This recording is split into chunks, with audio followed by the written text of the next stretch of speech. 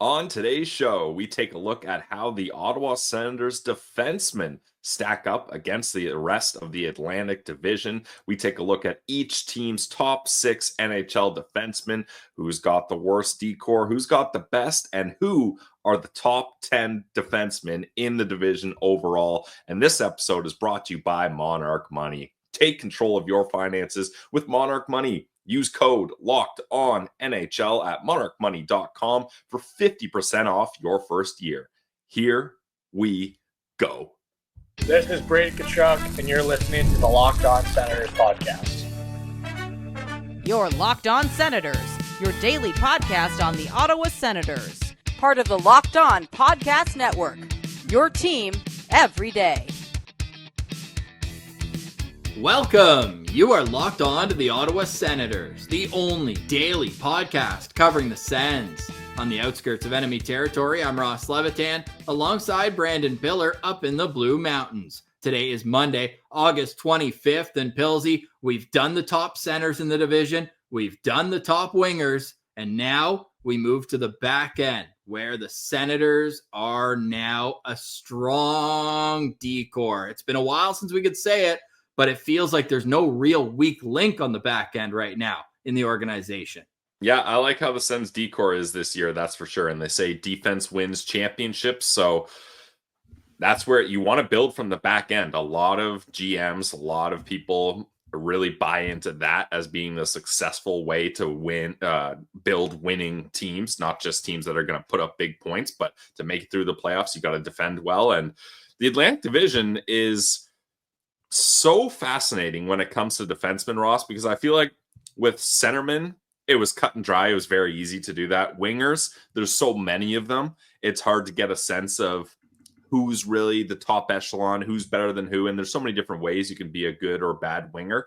And then defensemen, same thing. You got a smaller group other than wingers, but you could be a defenseman that puts up huge points, but you're a liability defensively. Or you can be a defenseman that barely puts up points, but your nails defensively getting hits, block shots, all those kinds of things, killing penalties. So this, Ross, I know we said it for the wingers, but I think defenseman is going to be the hardest one to get a proper gauge of overall, especially more than goalies, as we're going to do next episode. Well, it's also the first time in forever that it feels like there's no whipping boy going into the season on the back end for the Ottawa Senators. Like, who would you say are the biggest whipping boys, which means like a player who gets minutes, plays, but is often ridiculed by the fan base? Who would you say the biggest ones are in Sens history? It feels like most of them are defensemen, so let's stick with the back end. Yeah, I mean, Cody Ceci was definitely one. Travis Hamonic, yep, was one. But I don't know if he really fits that category. But you're leaning into exactly where I'm getting at. So could you give me one more? Jared Cowan. One more. Wade Redden? No. More recent. Ottawa had to trade up multiple picks to get rid of him. I don't know who you're looking at here. Zaitsev? Yes, thank you. Okay. So where this was bringing me into this stat, this season will be the first season since 2009, 2010 that Jared Cowan, Cody Ceci, Nikita Zaitsev, and Travis Hamonic, at least one of them, haven't been on the Ottawa Senators team. Yeah. They went from one to the other. Obviously, they traded Ceci for Zaitsev and Connor Brown, and there was a bigger trade involved. And then they brought in Hamonic before getting rid of Zaitsev. So it feels like there's always been a player that caught the ire of the Senators fan base. But going into the season, like, the only real question mark for me is the health of Nick Jensen. But we know that when he's healthy, he's a very effective player for Ottawa. So I think for the first time since literally 2009, the Senators are going into the season without a black cloud over part of their decor. Yeah, I think that's fair. I think everyone is very hyped about Jordan Spence coming over, especially when you look at the value of that trade. But from talking to Eddie Garcia of Locked On Kings, he mentioned that it was kind of clear that the coaches of the Kings had kind of put that black cloud on Spence. So it'll be interesting to see how he transitions here. You know, probably a bit of a chip on his shoulder and wanting to prove he's worthy of this opportunity. So I think Spence will be the wild card, because he could be a guy that maybe is flashy offensively, but isn't quite sound defensively, and that's maybe why the LA Kings decided to move on. But Yeah, I got high hopes for Spence. Yeah, and last week the LA Kings put out there behind the scenes of the draft and the phone call between Ken Holland and Jordan Spence saying like, look, your opportunity just not going to happen here. Brant Clark, Ottawa boy, diehard Sens fan growing up. We love Brant Clark, 9th overall pick in 2021. Just missed being an Ottawa Senator. Don't have to get into that. But the LA Kings couldn't get into a situation where those two were competing for the power play 2-time behind Drew Doughty and getting those offensive touches, whereas it feels like there is a spot for him to thrive in that role. The right side, very defensive in Ottawa with Artem Zub and with Nick Jensen in their spots. And let's not discount either that Jordan Spence is now in a contract year looking to cash in on that opportunity. But let's also not discount, Ross. The coaching staff really liked the way Clevin and Matin Paolo played as a third pair. Like, I don't think it's just a given that Matin Paolo is the 7th guy. Now, is that the most likely situation? Yes. But the way those two played together is exactly how that coaching staff wanted a third pair to play, in my opinion. Yeah, it is. And it'll be fascinating to see, one, if Nick Jensen's ready for the start of the season. Probably not. And then what they do with that opportunity, whether if it's short term, let's say that it's just going to be the first week or two of the season without Nick Jensen. Is that an opportunity to have Carter Yakimchuk, if he has another great camp, have him start and play games with the knowledge that you're going to send him back when Nick Jensen comes? Give him the 9 games, you mean? Yeah. And now that I don't know how it works because Yakimchuk is an early birth year. Or a birthday, so he'll be a 19, 20-year-old this season. Because I know if you're a teenager playing in the AHL, you don't burn a year off your contract. It's the equivalent of going back to junior. So you could do those 9 games and then send him back. Maybe somebody could let us know, because Yakimchuk was an early birthday, will he be spending a year of his contract either way? Or could that be an opportunity to get him those games, send him back? Of course, later in the season, you might need him if he's deserved the chance, whatever the case is.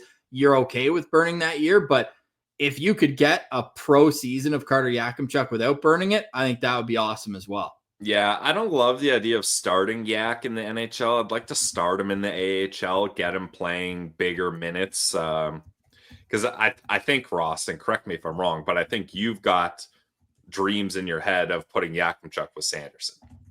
Not right away. Not right away. Okay. No. I think this is probably going a little too far down the conversation because there's still so many variables. You wouldn't even need to do that. This could be Jordan Spence open his eyes right away and say, look, you're going to get top 4 role, much like he did last year, because Drew Doughty missed a lot of time at the start of the season. And then once he was back in, it was more of a sheltered role for Jordan Spence. But you could easily see the top right pair be Sanderson and Zub again, then have Spence on the second pair, and then have Matin Paolo with Clevin on the third pair. Although Spence and Shabbat makes me a little bit nervous. You got 2 offensive guys there, but yeah. No, it'll be fascinating to see what the napkin math has told Travis Green throughout the summer and what he wants to do with his decor. But the way we've done our rankings, we'll explain it all next, but it really comes down to the depth of the 6 guys that we believe on each team will be the top 6. Maybe for a tiebreaker, we put who the 7th, 8th, like who has more depth in the organization, but it's really more depth at the NHL level. Yeah. And for the first time, again, we struggled the most with this list versus the wingers and centers. We actually did a point style to get that. So we'll explain exactly how we did it next. We'll rank every team in the Atlantic Division's depth, and we'll wrap up today's show with the overall top 10. But if you're a Senators fan, you have to be excited about where this decor has gotten versus where it's came from in years past. So that conversation continues next. You're listening to Locked On Senators, your team every day. Today's episode is brought to you by our friends over at Game Time. College football, it's back, and honestly, there's nothing better than the energy of tailgates and being in the stands with your fellow fans. The only downside, Well, sometimes trying to get tickets can be tough. Endless queues, hidden fees, and prices that jump at checkout. But that's why I use Game Time, the app that gives the advantage back to the fans. It's the easiest way to score last-minute tickets at the best prices with no surprise fees. What you see is what you pay. I pulled up Game Time, and in a couple taps, you can see all the amazing deals. I'm talking about your favorite college football games for as low as $25. I love zone deals. Pick the section. Game Time picks the seats, and you save big. Honestly, it's faster, cheaper, and less stressful than any other way I've tried buying tickets. So take the guesswork out of buying college football tickets with Game Time. Download the Game Time app, create an account, and use code LOCKEDONNHL for $20 off your first purchase. Terms apply. Again, that's promo code LOCKEDONNHL for $20 off. Swipe, tap, ticket, go. Download Game Time today.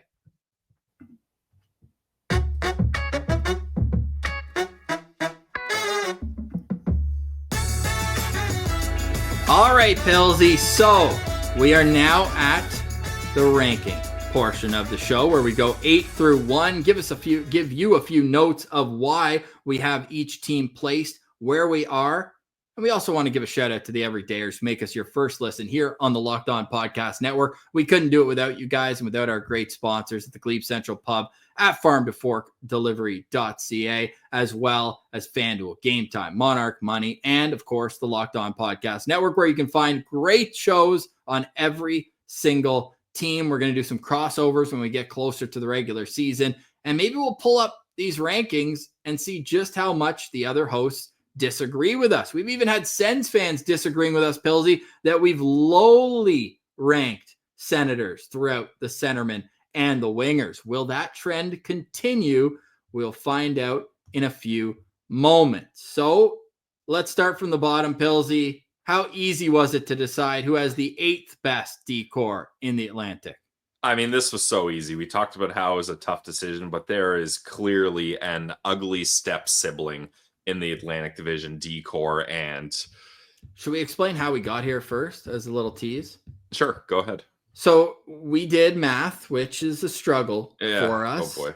There are 48 defensemen in the Atlantic Division that we considered for this. 8 teams, 6 defensemen per team. But we also did it to exemplify the depth. Mm-hmm. We did it each team's number 1 defenseman, each team's number 2, 3, and so on. And then we ranked it 48 through number 1. So it's imperfect in the sense that there could be a third defenseman on one team that's better than a second defenseman on the other. But I think that would then give them more of a depth look for how things work. So we added up all the numbers of each team's players throughout it.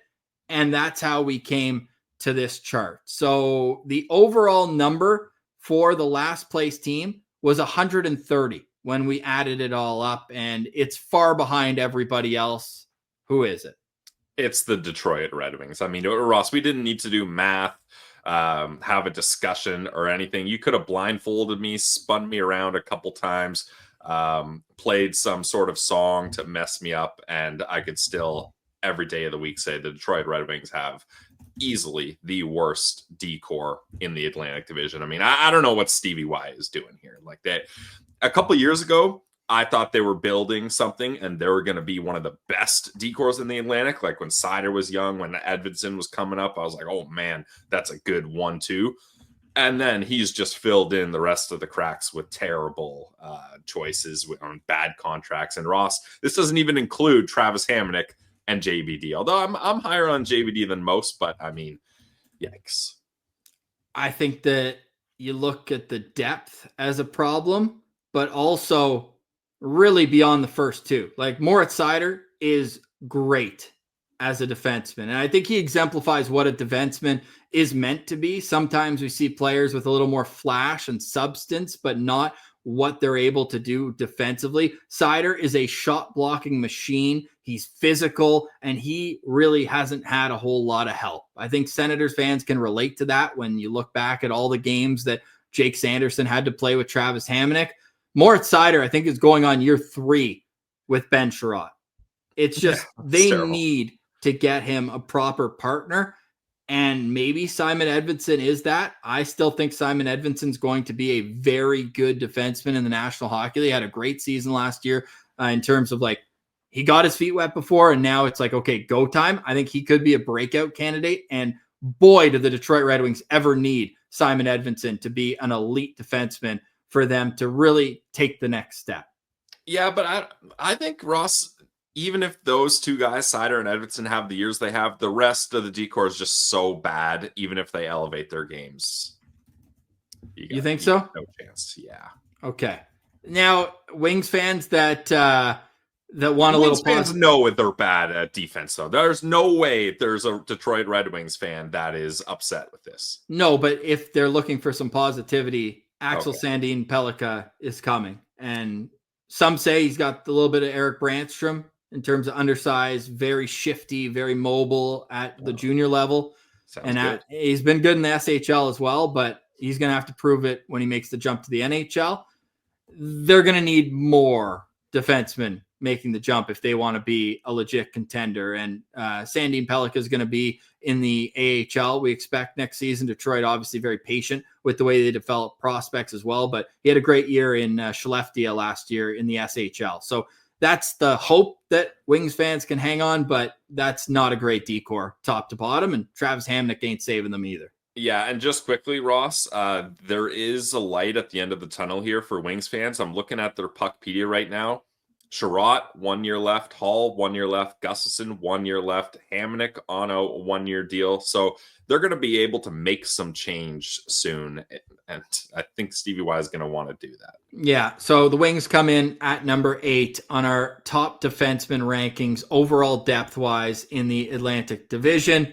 Number 7 is the Boston Bruins, still with that elite 1-2, and Hampus Lindholm obviously dealt with a lot of injuries last year, and it wasn't a great season when he played just 17 games, but he's perennially a very reliable player to have. So he's their number 2 after Charlie McAvoy, followed by Nikita Zadorov, Mason Lohrei, Henry Jokiharju, and Andrew Peeke rounds that out. So I think it's better than the Wings for sure. I think the Wings are kind of in a tier of their own at the bottom, but still it just doesn't have the depth of talent that the rest of the teams do.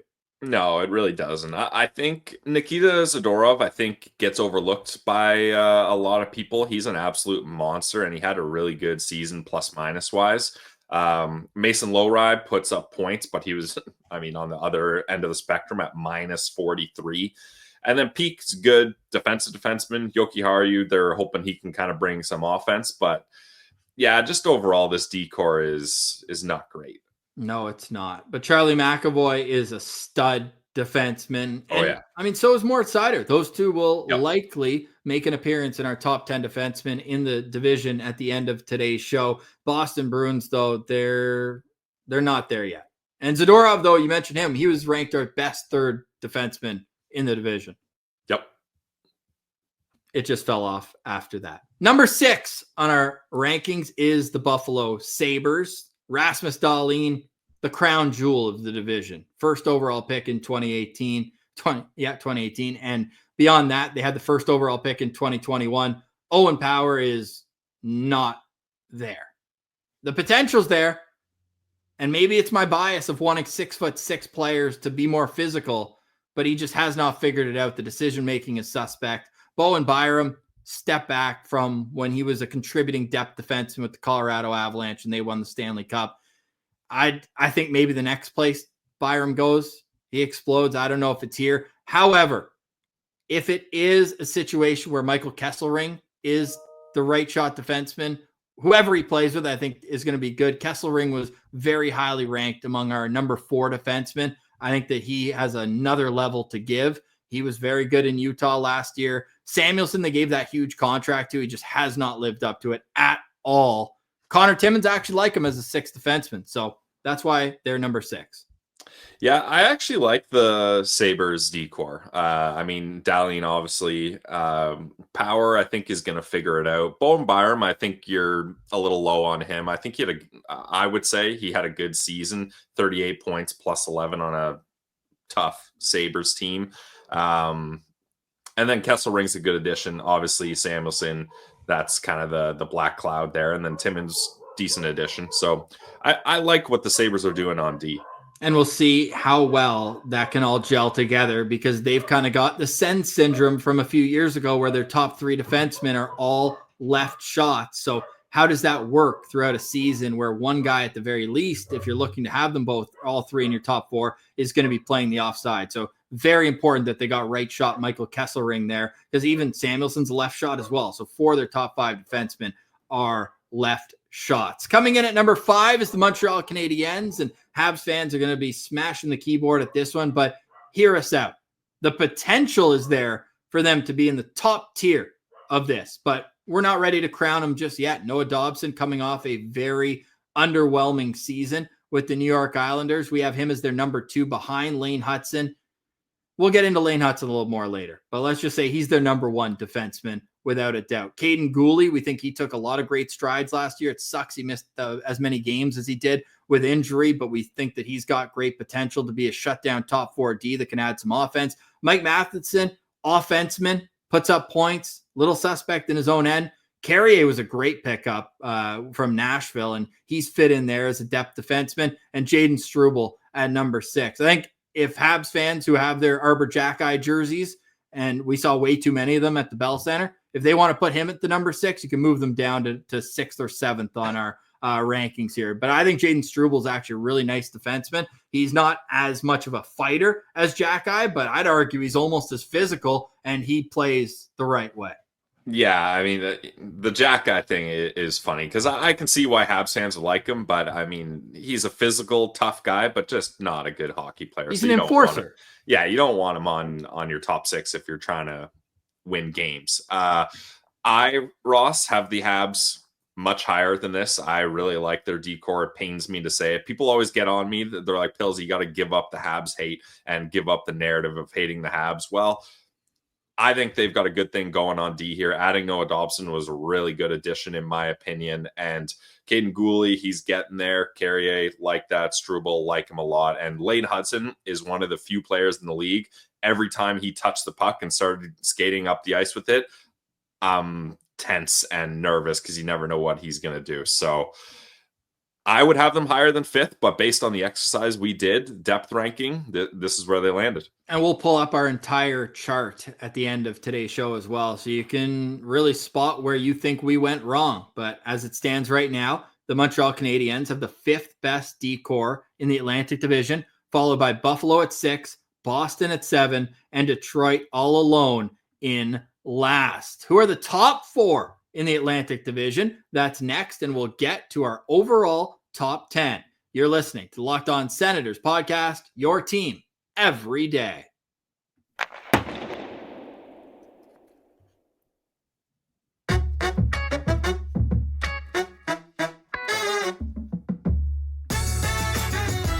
All right, Pilsy, we are continuing our countdown to the best D-core in the Atlantic Division. Of course, if you missed our center and winger shows, those are available everywhere you get podcasts. Goalies are coming on Wednesday, and we got a treat for everyone who's been riding with us Monday, Wednesday, Friday, all summer long. We are adding a show on Thursday. We will be doing our top 10 Sens prospects. We've been waiting, but summer's running out and our content calendar is filling up.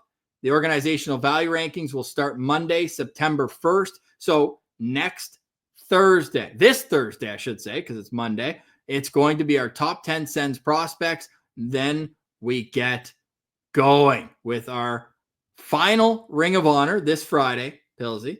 We're going to be doing the Sens core, which will then work perfectly into our organizational value rankings starting September 1st. But let's start the climb from number 4 to number 1. And this is where it got so close. And again, we'll mention at the end of the show where we got these numbers from that organized our rankings. But coming in at number 4, it's the Toronto Maple Leafs. Without that pure classic number 1 style defenseman, Chris Tanev we have as the best Leafs defenseman. Man, this guy plays a unique way where he's a shutdown defensive defenseman, but he's not physical at all. He just does it with his stick, his positioning, and everything that goes into moving pucks out of his own zone. Then we've got Morgan Rielly at 2, Jake McCabe at 3, Brandon Carlo at 4, Oliver Ekman-Larsson, then Simon Benoit at number 6. I think that they've got great depth, which pushed them up, but I think that Morgan Rielly is kind of sinking them a little bit here overall.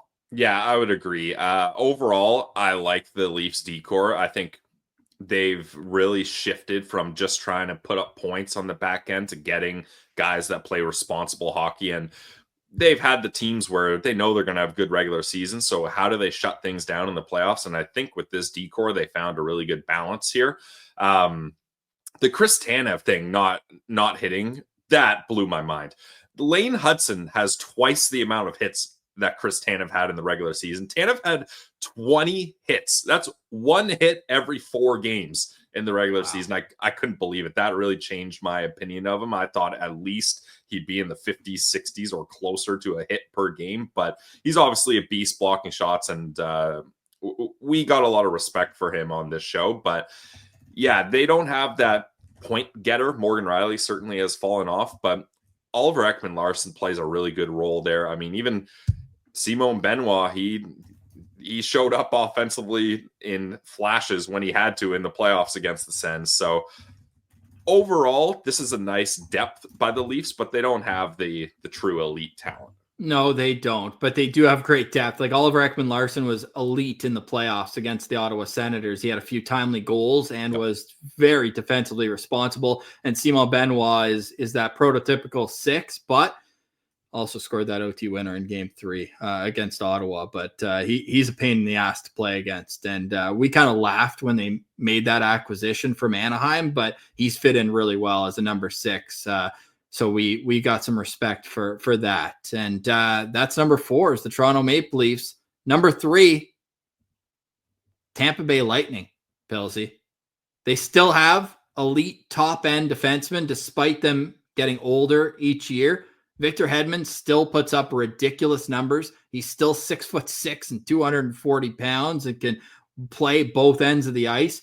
Bringing back Ryan McDonagh was an elite move by Julien Brisebois because they missed him when he was gone to Nashville for those couple seasons. Eric Chernak has developed into a very good shutdown defenseman. They brought in JJ Moser as a part of the return from Mikhail Sergachev.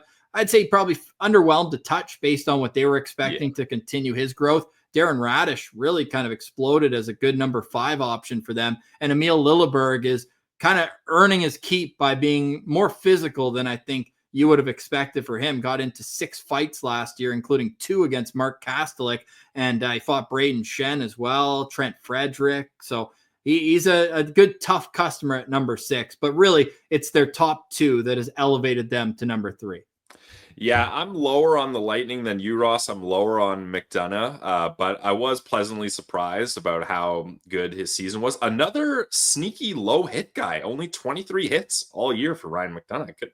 Can't believe that. He's a stud, though, man. He eats pucks. Like, he'll do anything to win. He's the type of guy, like, if you drafted all the defensemen in the Atlantic Division, and after you got through, like, the high-end guys, 2-way defensemen who can do both, like, McDonagh would be, he's every coach and general manager's dream is a low-maintenance leader who can block everything and help you win. No, totally. Yeah, and Darren Radish, he had a really nice year for them. But Victor Hedman, like, this guy just keeps it going every year. Like, he's just absolutely amazing. I thought he would start slowing down by now, but that hasn't really happened as he's still finished with 66 points.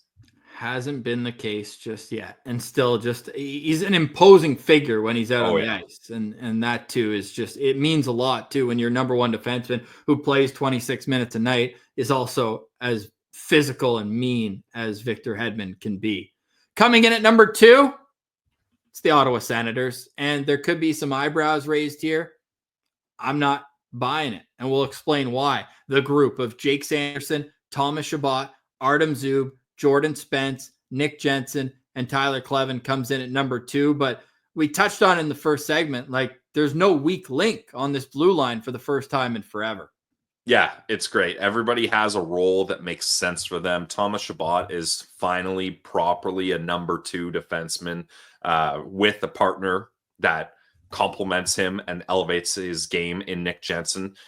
How much of Nick Jensen will we see next season? That remains to be seen. But then Tyler Kleven, perfect third pair defenseman. Artem Zub with Jake Sanderson is an elite pairing that can shut things down, but Sanderson can also put up points. And then, Jordan Spence, it's going to be interesting to see how he fits in the mix here too. Yeah, that is a fair question mark. Is Jordan Spence a legit number 4 defenseman?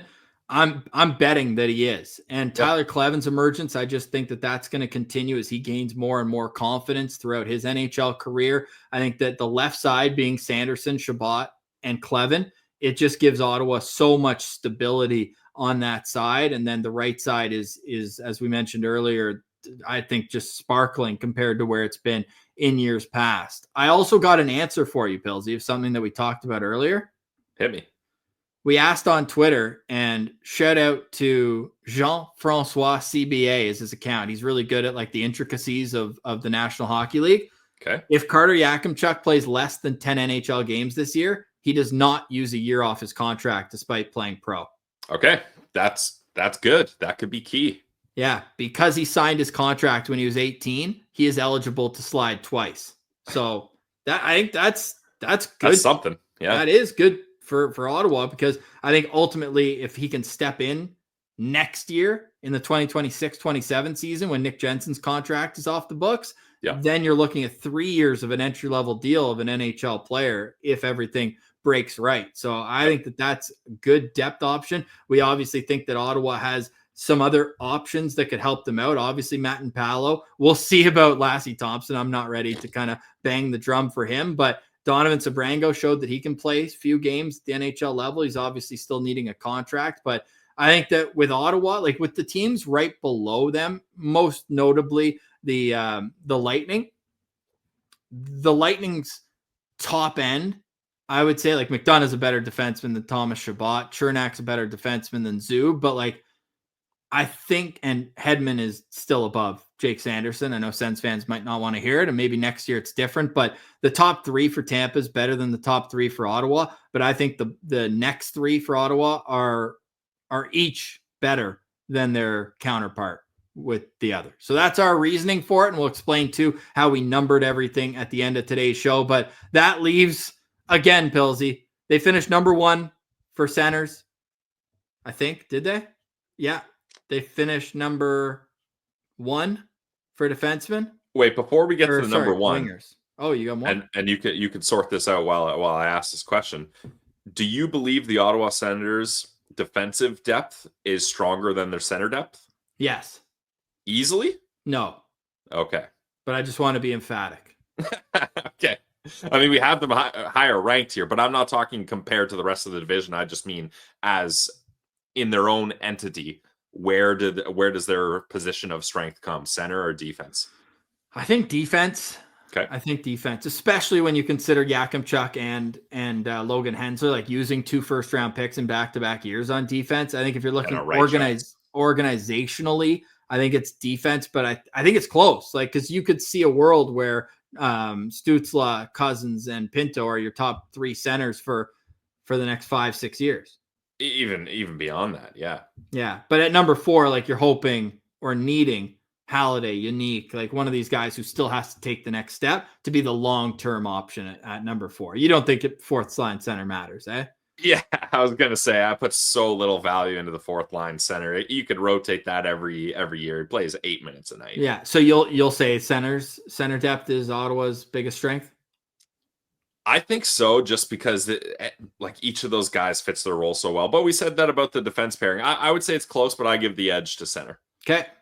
Yeah, and I have confirmed the Florida Panthers with the best center depth in the Atlantic Division, the best winger depth in the Atlantic Division, and the best defensive depth in the organization. Gustav Forsling, Aaron Ekblad, Seth Jones, Nico Mikola. I have to say that every time I say his name. It's like a twitch I have. Dmitry Kulikov and Jeff Petrie. Jeff Petrie is just their replacement for Nate Schmidt, who got a nice contract with Utah.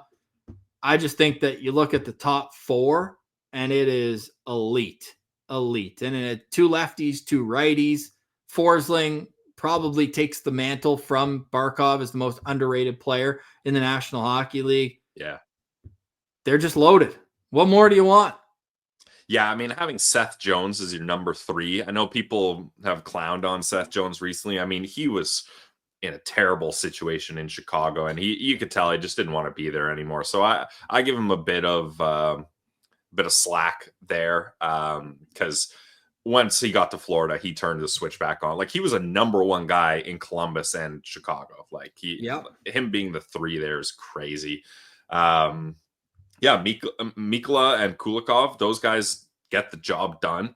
They're good shutdown guys. And Forsling, if people watched the Panthers during the playoffs, you know why he's the top guy. Yeah, he's the type of guy that you win with, no doubt. And he just brings a little bit of everything to the table, and no doubt deserves to be in the mix. We'll see where he gets in the mix on our top 10 defensemen individually in the Atlantic Division, but here's how it all shakes out. The Florida Panthers at number 1, the Ottawa Senators at number 2, the Tampa Bay Lightning at number 3, followed by the Toronto Maple Leafs, Montreal Canadiens, Buffalo Sabres, Boston Bruins, and the Detroit Red Wings. Let us know where you disagree with us the most and how your rankings would shake out on YouTube, in the comments, or on social media at Sens Central. We should actually now pull up the order that we figured this all out with, and people can be free to disagree with us here as well. Florida and Ottawa both actually tied with 155 points, but we gave the edge, of course,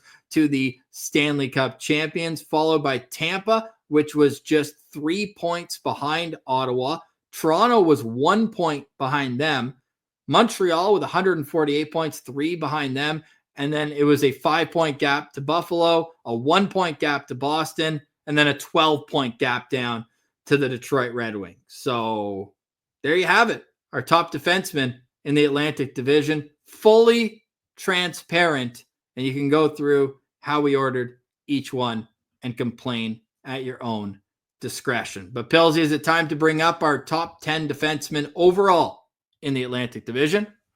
Yeah, let's do it. I'm nervous that our top 10 does not align with how we did the top 10 here, does it? Well, we did this as your first defenseman on each team. Yeah, true. But at least, so did the top 8, are those in the order we have the top 8 in our top 10?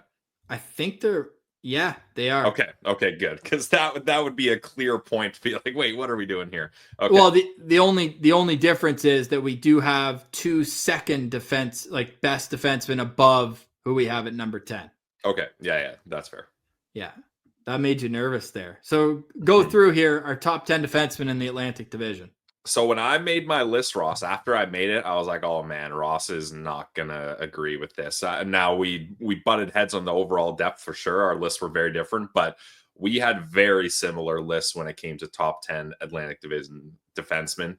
Rasmus Dahlin is the top guy. I think that's fairly clear to say. The way he's able to play a physical game and put up points, and he's had to do it all on his own for a long time, is very impressive. Victor Hedman, time does not affect this guy. He's still an absolute stud. And maybe fans of other teams will get on us for this, but Jake Sanderson is this good. And I think Montreal Canadiens fans are starting to realize this. I think Habs fans think they're clowning on Sens fans, saying everyone would take Hudson over Sanderson. And at least the replies I've been looking at have been very, very clear. Other fan bases do not agree with them. So Sanderson, number 3 here.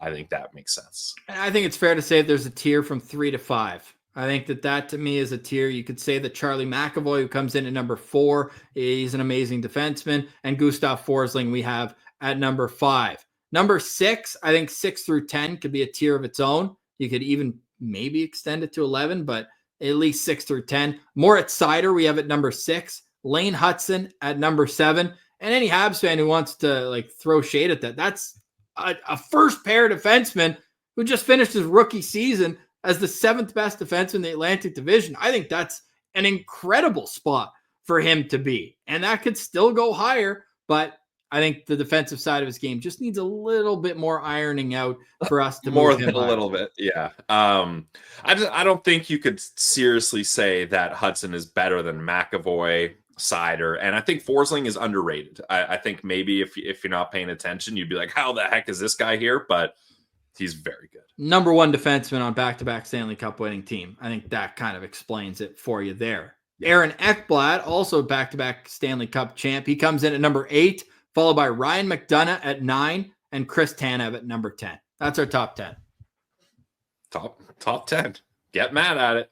Yeah, if you want, or you can tell us we did a decent job. We'll accept all criticism and all Compliments, yeah, of course, here on Locked On Senators. All right, Pilsy, this has been a really fun exercise to do preseason. I'm looking forward to seeing how things develop. We're obviously going to keep all of these available throughout the season, and maybe we'll look back at it during the Olympic break and see how wrong we were. We can laugh at ourselves, or we can say, yeah, we kind of nailed that one. So maybe we'll circle. I'll put a little note in my calendar for the Olympic break that we can go revisit these lists. Yeah, we'll need to be looking at that type of stuff for that break for sure. Yeah, looking forward to it, man. Goalies, save the best for last. How hard was it for you to organize the goalies? Not that hard. I feel like the Atlantic Division, other than 2 teams, this is our number 1 and this is our backup. 2 teams have kind of a 1A, 1B thing going on, but for the most part, it was easy. And I don't know if we still want to do this, Ross, but I mentioned maybe we mix in special teams with goalies, because I mean, there's only so much we can say about 16 goalies. What, you want to do goalies and coaches? Because coaches could kind of include special teams. Yeah.